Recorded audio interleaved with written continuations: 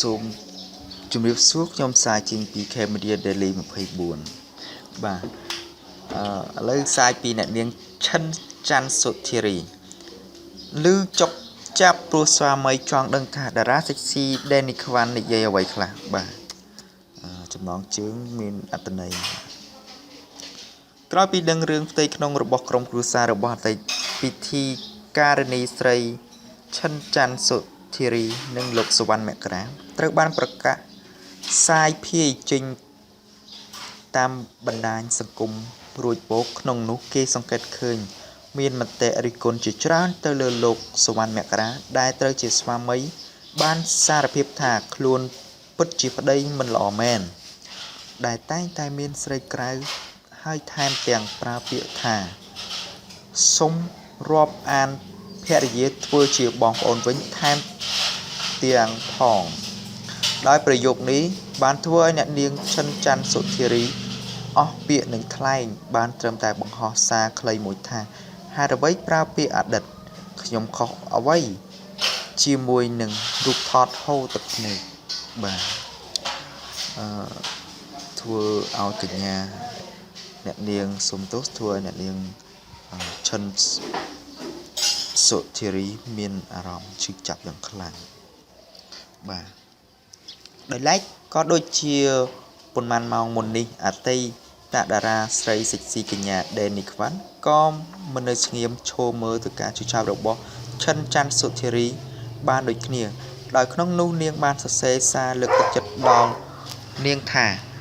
មានតែមនុស្សស្រីដូចគ្នាទេទើបអាចយល់អារម្មណ៍មួយនេះខ្ញុំគិតថាបងគួរតែឈប់អង្វរគេទៅព្រោះគេគ្មានតម្លៃអ្វីគ្រប់គ្រាន់ឲ្យបងអង្វរនោះទេបើគេមានអ្នកថ្មីទៀតក៏មានចោះព្រោះគេនឹងគ្មានអ្វីសល់ក្រៅពីវិវដិសារីនោះទេបើសិនថ្ងៃនេះគេក្បត់បងទៅមានអ្នកថ្មីខ្ញុំគិតថាគ្មានអ្នកណាហ៊ានទទួលគាត់ធ្វើជាប្តីនោះទេព្រោះថ្ងៃនេះគេហ៊ានបោះបង់ប្រពន្ធកូនចោលចុះថ្ងៃមុខចឹងហើយសូមបងគិតឡើងវិញថ្ងៃនេះបងបាត់បង់មនុស្សក្បត់បងតែគេបាត់បង់មនុស្សដែលស្រឡាញ់គេស្មើជីវិតស៊ូបង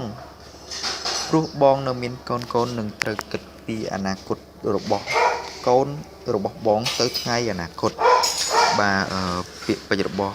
កញ្ញា Danny Kwan គឺចង់បង្ហើបឲ្យគាត់នឹងគឺតស៊ូក្នុងជីវិតទោះបីជាអត់ស្វាមីរបស់អ្នកនាងក៏ដោយបាទមានមតិជាច្រើនដែលបានតគ្រប់គ្រងកញ្ញាអ្នកនាងឈិនសុធារីបាទគឺលើកទឹកចិត្តគាត់ដូចជាអ្នក comment ដើម្បីឲ្យគាត់នឹងធ្វើម៉េចឲ្យយើងជាស្រីធ្វើម៉េចយើងត្រូវតែចេះតស៊ូទោះបីជាយើងរៀបការហើយក៏ដោយគឺយើងមិនអាចរស់នៅជាមួយគ្នាបានយូរប៉ុន្មានក៏ដោយតែសាររបស់បងប្អូនជាច្រើនអ្នកលេងតាមបណ្ដាញ Facebook ក៏បានគ្រប់គ្រងគាត់នឹងជួយឆែកបទពិសោធន៍ខ្លះទៅដល់អ្នកនាងឈិនសុធារីគឺឲ្យក្រោកឈរដើម្បីតស៊ូនៅថ្ងៃអនាគតទៀតបាទសូមអរគុណសូមជម្រាបលា